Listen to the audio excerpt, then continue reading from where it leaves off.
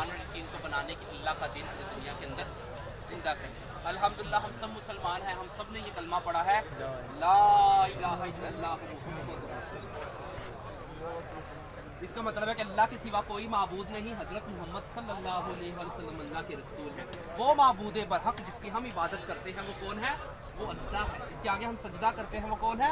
وہ اللہ ہے۔ جس نے ہمیں ماں کے پیٹ میں رزق دیا وہ کون ہے؟ وہ اللہ ہے۔ جس نے ہمیں دنیا پہ بھیجا ہے وہ کون ہے؟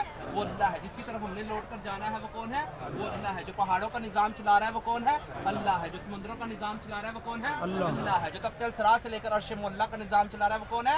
اللہ ہے۔ حضرت آدم علیہ السلام کو کس نے پیدا کیا؟ اللہ نے۔ بغیر ماں کے حضرت اماں علیہ السلام کو کس نے پیدا کیا؟ اللہ نے۔ نفع نقصان کا مالک کون؟ زندگی دینے والا کون؟ اللہ۔ دینے والا کون؟ بیٹے دینے والا کون؟ اللہ۔ خوشی دینے والا کون؟ اللہ۔ غم دینے والا کون؟ اللہ۔ وہ اللہ شہنشاہوں کا شہنشاہ اللہ، وہ اللہ بادشاہوں کا بادشاہ اللہ، وہ اللہ ملکوں کا مالک اللہ، وہ اللہ حکمرانوں کا حاکم اللہ۔ وہ جس کو چاہتا ہے سلطنت عنایت کرتا ہے، جس سے چاہتا ہے سلطنت چھین لیتا ہے، جس کو چاہتا ہے بادشاہ بنا دیتا ہے، جس کو چاہتا ہے فقیر کر دیتا ہے، جس کو چاہتا ہے ذلت کے نقشوں میں عزت پہنچا دیتا ہے، اور جس کو چاہتا ہے عزت کے نقشوں میں ذلیل کر دیتا ہے۔ وہ اپنی بھلائی سے حکمت سے جو چاہتا ہے وہ کون کرتا ہے؟ اللہ کرتا ہے۔ تو ہم یہاں کس کے لیے آئے؟ اللہ کے لیے، کہ اللہ ہم سے راضی ہو جائے۔ اللہ تبھی راضی ہوگا جب ہم اللہ کے دین کریں گے۔ اللہ کب راضی ہوگا جب ہم اللہ کے دین کا کام کریں گے۔ اللہ کب راضی ہوگا جب ہم اللہ کے لیے مارے مارے پھریں گے۔ اللہ کب راضی ہوگا جب ہم اللہ کے رسول کی بات کو آگے پہنچائیں گے۔ پھر اللہ اور اللہ کے رسول ہم سے راضی ہوں گے میرے بھائیوں۔ پھر ہر گھر میں امن اور سکون اور راحت آئے گی۔ آج میرے بھائیوں گھر گھر کے اندر لڑائی جھگڑا فساد ہو رہا ہے کہ نہیں ہو رہا؟ کیونکہ گھروں کے اندر بے دینی کی آگ لگ، اور جہاں آگ لگ جاتی ہے بچے شور مچاتے ہیں، آگ لگ گئی، آگ لگ گئی، آگ لگ گئی۔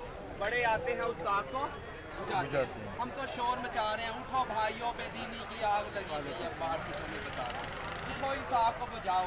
آپ بڑے ہیں، آپ نے اس آگ کو بجھانا ہے، مگر آپ بھی سو رہے ہیں۔ جاگو گے تو کام بنے گا۔ ہمارا کام ہے صرف جگانا۔ سوئے ہوئے شیروں کو جگانے آ جائے، سوئے ہوئے شیروں کو جگانے آج، ہم تو جگانے کے لیے آ گئے کہ جاگو۔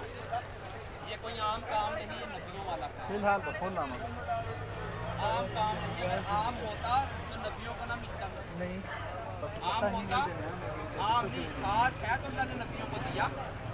اور اللہ کے سارے خزانوں میں قیمتی خزانہ ہدایت کا خزانہ ہے کہ نہیں؟ تو ہدایت کس کو ملے گی؟ جو ہدایت کا طلبگار ہو۔